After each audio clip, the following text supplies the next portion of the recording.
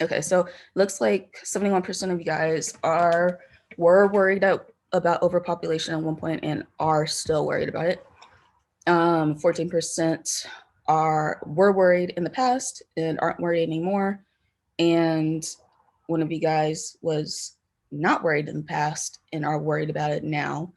And one of you guys is not worried about it and has never been worried about it. So that's a pretty good spread. Let's see, let's go to the next one. So this question, yeah, in a short phrase, if you are worried about overpopulation at this point, why? Okay. So it looks like most of you guys are worried about resources. Not enough resources, only so many resources to go around. Natural resources are finite, overuse of resources, going through them fairly quickly. More people means we use more resources, limited resources, etc. Okay, so if populations continue to rise, the more resources will have to be expended, which means the more land will be used and taken from wildlife and nature. That's actually a good point. So let's finish this.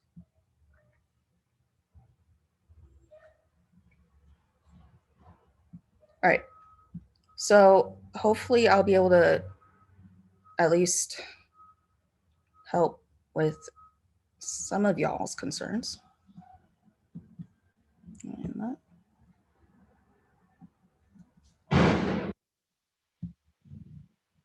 Okay. So we went through these questions. All right. So currently we got about 7.9 billion people. Hold on. 7.9 billion people living on Earth right now. As of April 2021. This is from the World Population Clock and Population Reference Bureau of 2020. What they found was that the world population is supposed to reach 9.9 billion, so almost 10 billion people by 2050. And here is sort of a geographic spread of where the populations are going to be. So we have the darker the blue color, the darker the blue color, the more millions of people are going to be there. So it looks like we're going to have a lot of people in China and India at the current rate of growth that we have right now.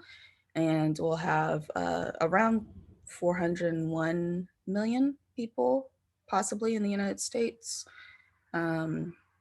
Less people, less densities, higher, lesser densities, or less population in other areas. Let's see. Looks like that's Russia or Syria. Yeah. Okay.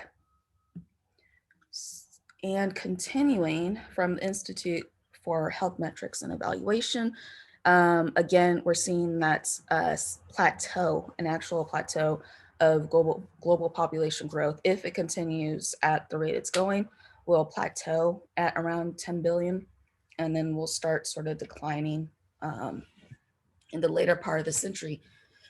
And this is because there's an increase of access to education, there's an increase to birth control, and more women are having more rights and more access to education and birth control. And that usually helps the population growth start to decline.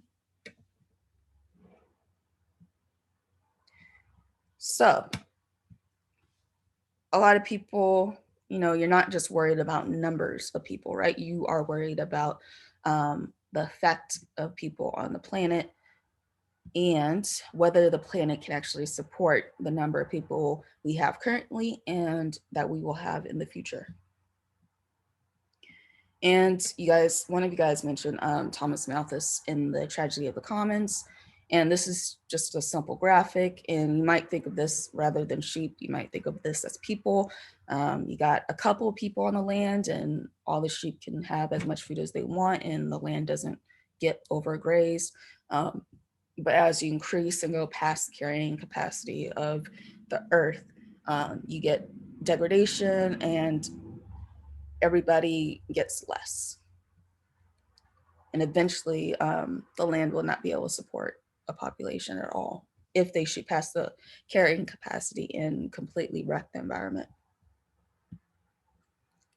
And this fear of overpopulation sort of came about really. It's been there since Thomas Malthus, since I think it was like 1880 or something like that that he wrote that, or he came up with that. But it really kind of got into popular culture with the population bomb by, it says Dr. Paul Ehrlich, but actually it was co-written. So it was between Paul Ehrlich and his wife, Anne Ehrlich, but they decided to just show his name, I guess. I'm not sure why. um, but we get into this idea of all these kids being born and people dying of starvation as well. The idea of our resources being finite and not being able to take care of everybody. And I'm not sure if you guys have ever done this or not. So I just did this to sort of show my global footprint. So there's a quiz on the Global Footprint Network website where you can go and enter in your dietary habits, your travel habits, etc.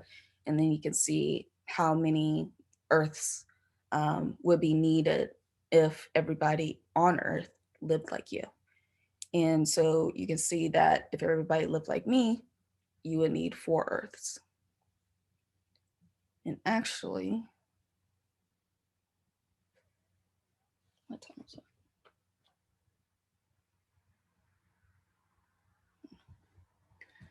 I think I'm just gonna keep on going. Unless, do you guys want to do the quiz and we can share results? A lot of us are mostly in the upper quadrants: 3 Earths, 4 Earths, 5+ Earths.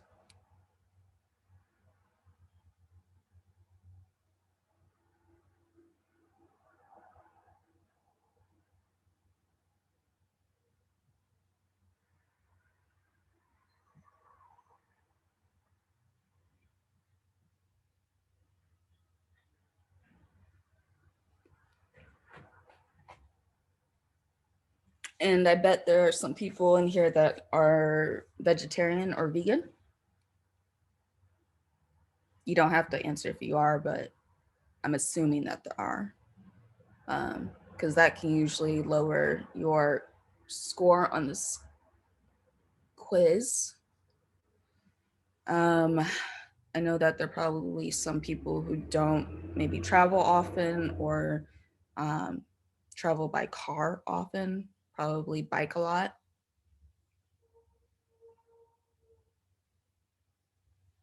Okay. Looks like everybody answered.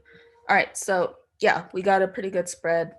But none of us um, has are currently living a lifestyle where you would require just 1 Earth. And it's kind of half personal responsibility and half system infrastructure. So for example, I remember that there was a question on there that said, do you usually get food that is locally grown, um, grown within 300 miles of where you live? And unless you shop consistently at the farmer's market, um, I don't see how that could work, or unless you grow your own food. I think I'm not sure how that could work. Um, Me personally, like my family lives across the country. They live in California, So I had to put down that I fly out there. Um, I fly, have 2 flights that I usually go on every year to get there and then come back here. So that's a personal issue, of course, but I'm not gonna stop seeing my family just because it increases my a lot of the food that the dining halls serve is grown up in state farms. That's good. I didn't know that. I don't usually eat in the dining halls, so that's good to know. Okay. Did anybody want to discuss more about that, or everyone good?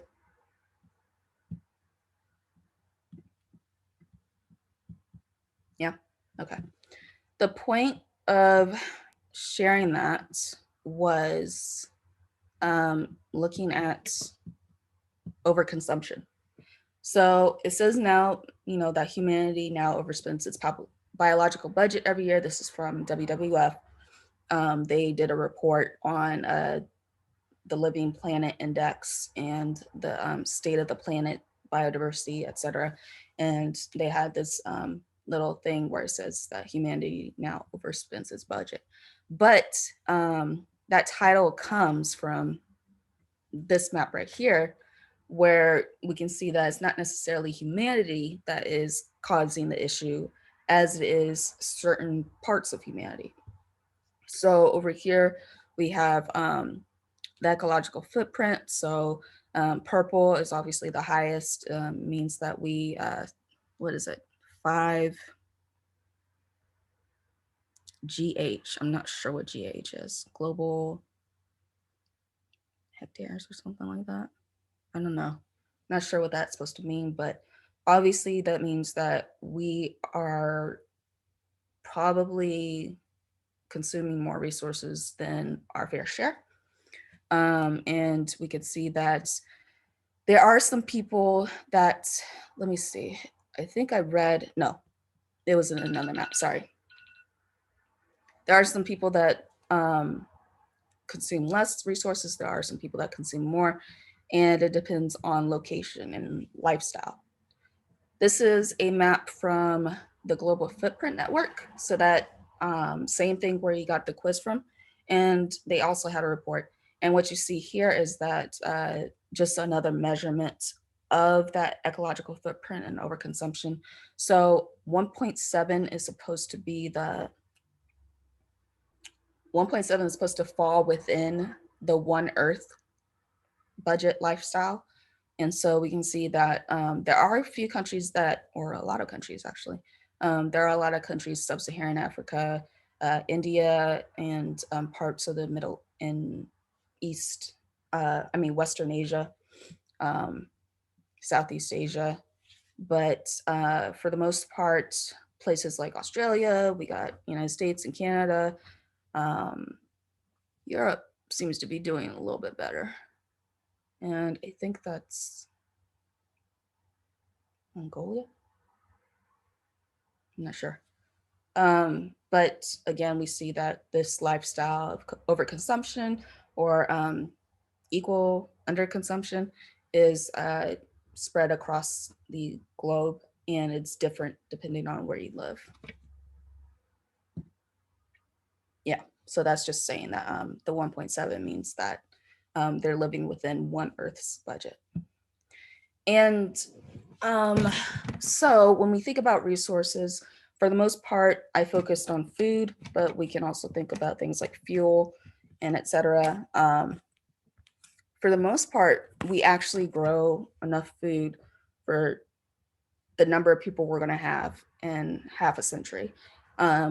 We do that right now, and we still can't end hunger, and that's because of a lot of reasons.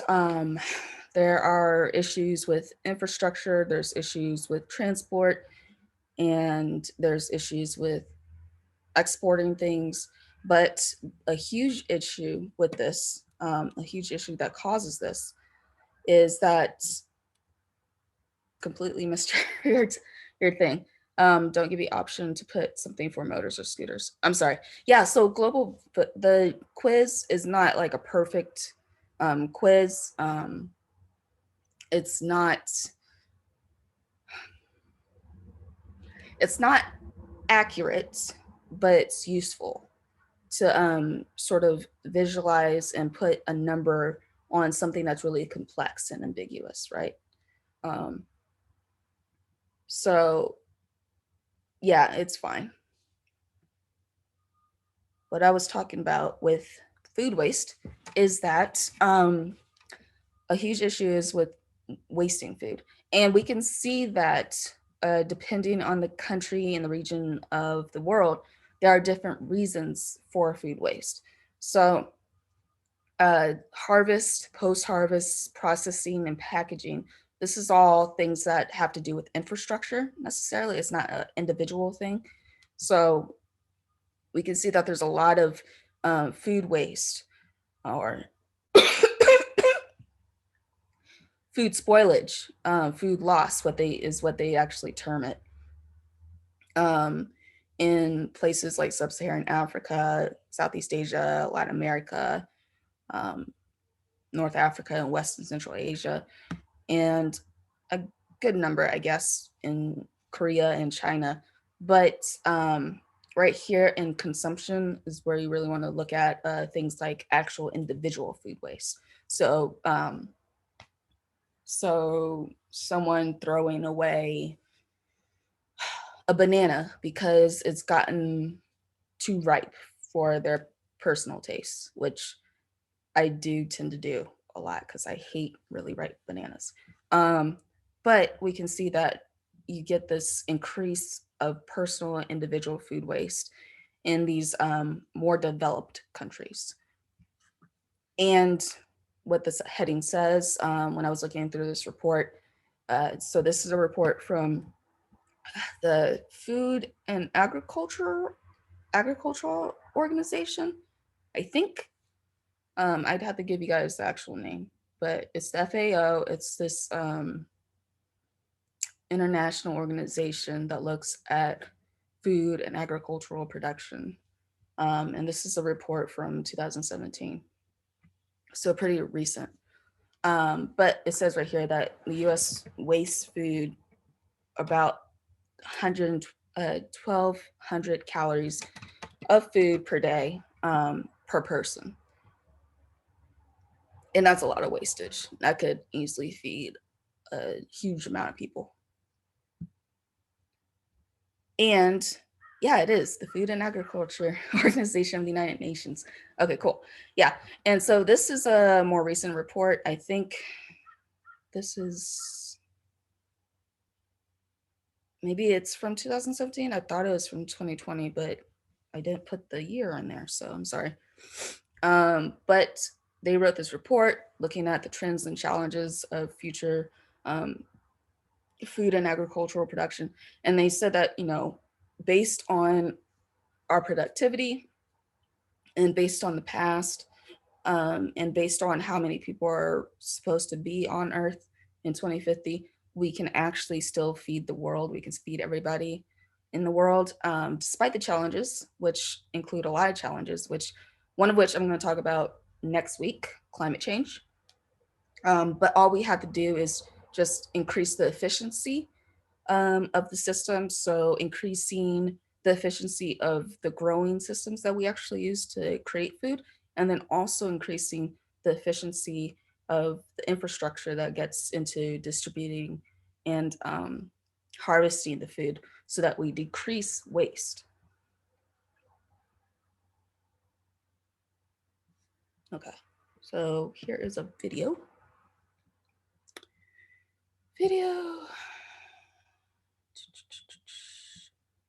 So I'm just showing this video because so its title is Overpopulation, Really a Problem for the Planet.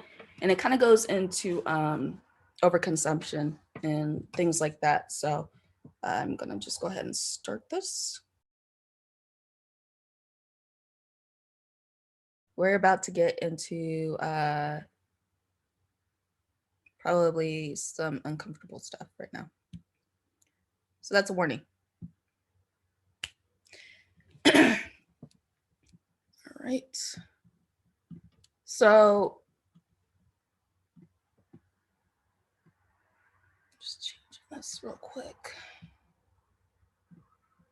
So now that we've sort of looked at the numbers, and I know I focused just on food, that video had some stuff about climate change. Um, Changing the way we refrigerate our food and changing food waste can help with greenhouse gas emissions, which is important. Um, I didn't mention anything about, I don't mention anything about wildlife and space necessarily in this lecture. But if you think about it, a lot of wildlife can actually live amongst people. There are species that can't. There are species that need a lot of really intact habitat, and I'm not talking about them. But if we were to sort of green up our cities, um, green roofs, greenways, um, I think that we could probably um, sort of take care of the wildlife portion and the space portion of that issue, especially if we did things like, well, with night lights, or sorry, street lights. Street lights can influence species habitats, or species habits and behavior. um, Issues with cars and the noise that they make, which drowns out songbirds and kind of wrecks their breeding. We could change things like that.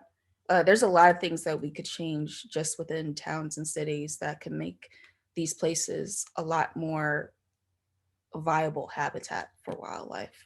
I'm not talking about grizzly bears or lynx or anything like that, because that's never going to work.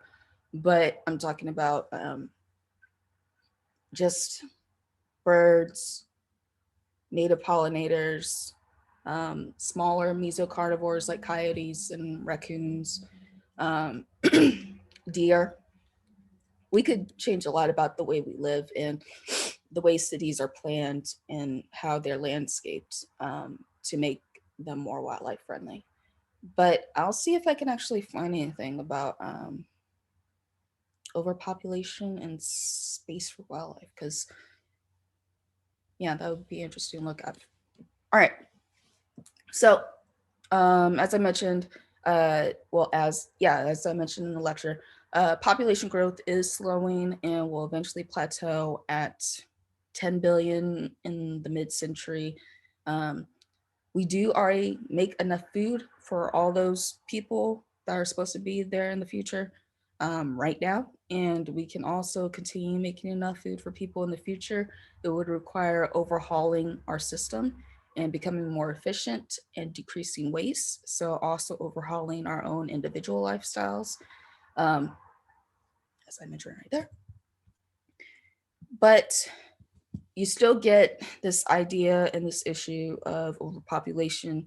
You get people online saying that, things would be better if there were less people on Earth, and things would be better, or we should get rid of people, or we should make sure that people have birth control so that there are less people on Earth.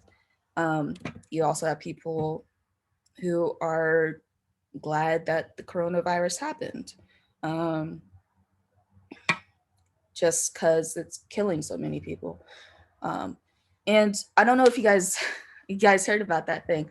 So Prince Philip died like a week ago, I believe, and one of his old quotes resurfaced that he wanted to be reincarnated as a virus, a deadly virus, just so he could take care of overpopulation. If you don't believe me, Google it. It's real. It happened. He said that. So you get people that are that are really passionate about overpopulation and dealing with it.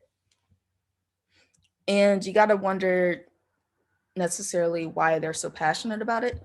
And I'm just going to show just one facet or people that are probably worried about overpopulation, and the reason that they are worried about overpopulation is just one facet, and it's important to me in particular because of this divide between global north and global south, and the demographics of those populations. But there are different reasons why people are worried about overpopulation and might want to control it. Whether those reasons are problematic or not, I guess it's up to you guys to decide. Okay, so we come back, or we go into literature, and we're coming back to this dude, Stoddard, I think is his name. He was a friend of Madison Grant, who is one of the founders of the WCS organization, the Bronx Zoo.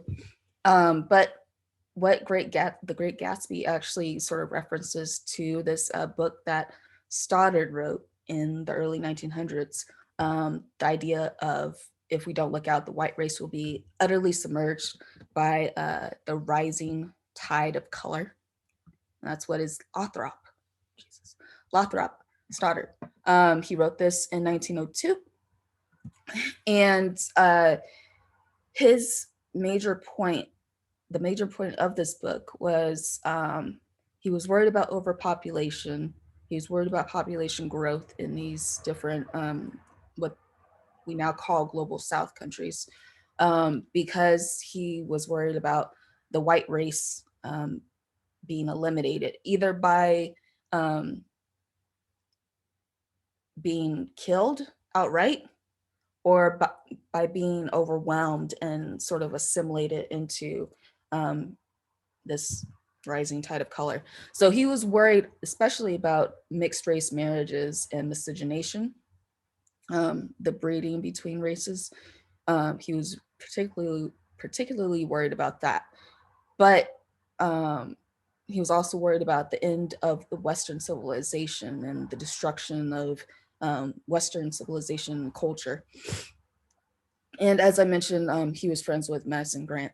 So he was a big proponent of things like limiting immigration from certain countries into America.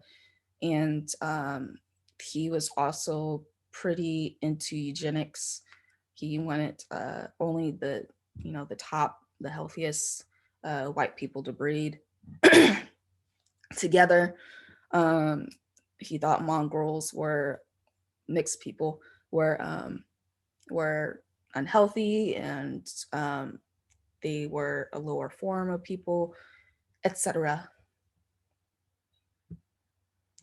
And we still see that issue and thought nowadays, even now. So we have Steve King, who is, oh God, I don't know if he's a senator or if he's a government representative. He's in Congress. Whether he's in the House or the Senate, I can't tell you. I forgot. I blocked him. But here he's sort of so the quote or the tweet that he's quoting is about the Dutch were having this debate about Islam and Muslims in their country, and one of the people sort of promised, one of the far right people in that country sort of promised to de-Islamify their country. And so, we have one of our representatives saying that culture and demographics are our destiny, and we can't restore our civilization with some other people's babies. And so in this case, he's talking about America. And I am not gonna try and explain what he's going on about. I'm gonna let him explain for himself. So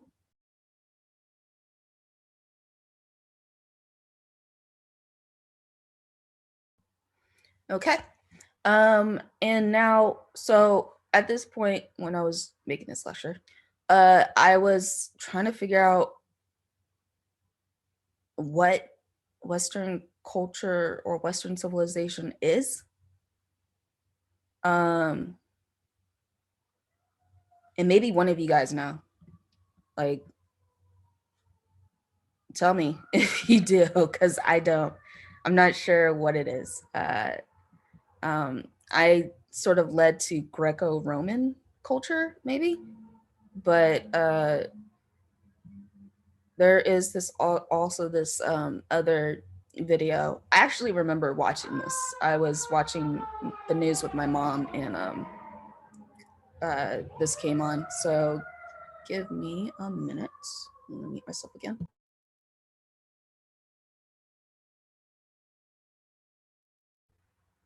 Okay, I stopped that there because the Black woman kind of gets into race.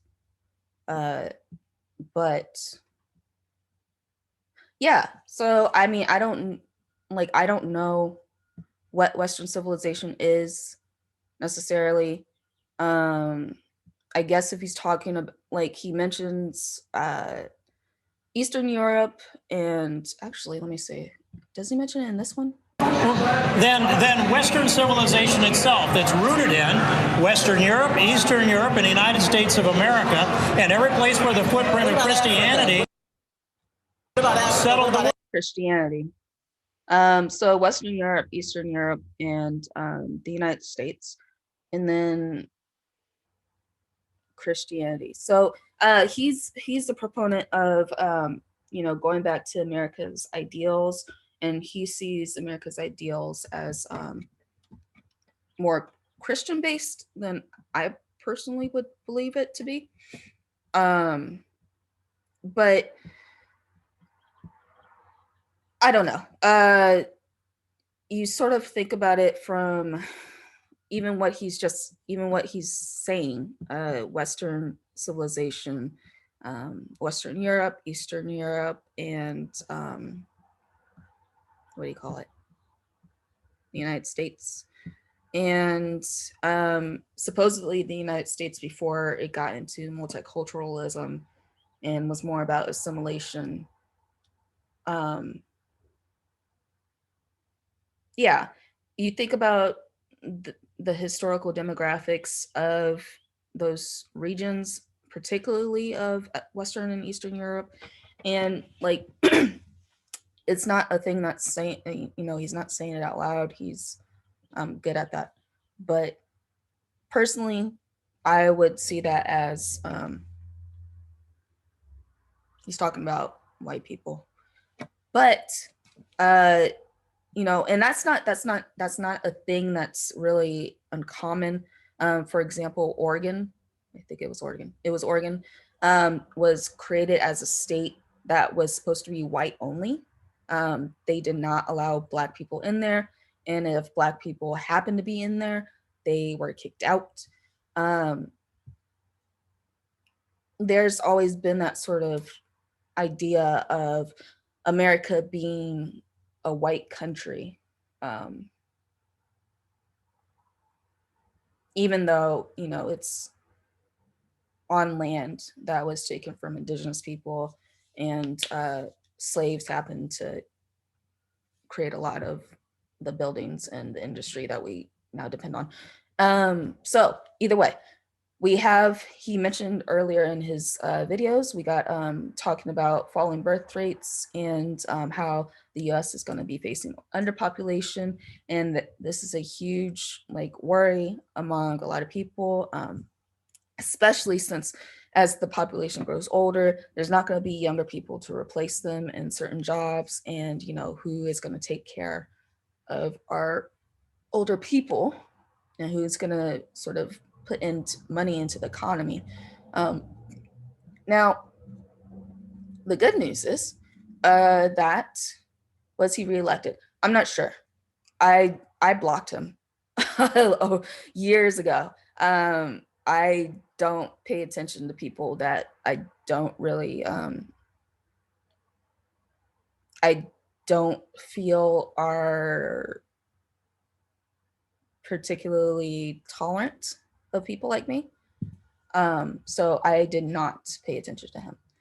But we have this, you know, particularly good news, like what it actually showed in that earlier video. We do have increases in higher growth rates in Africa, India, places in Western Asia.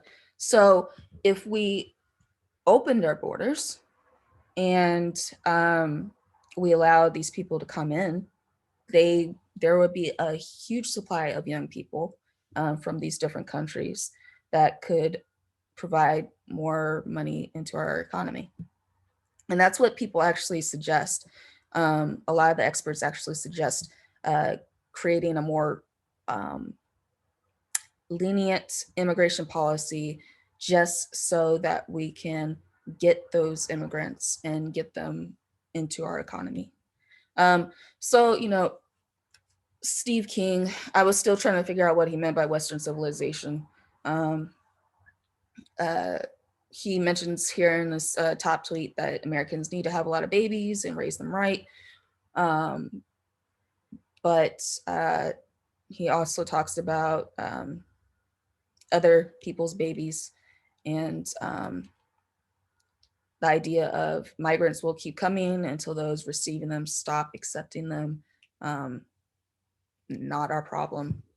And this is just a little GIF. I thought it was really clever, actually, that I found when I was trying to figure out what Steve King meant by Western civilization.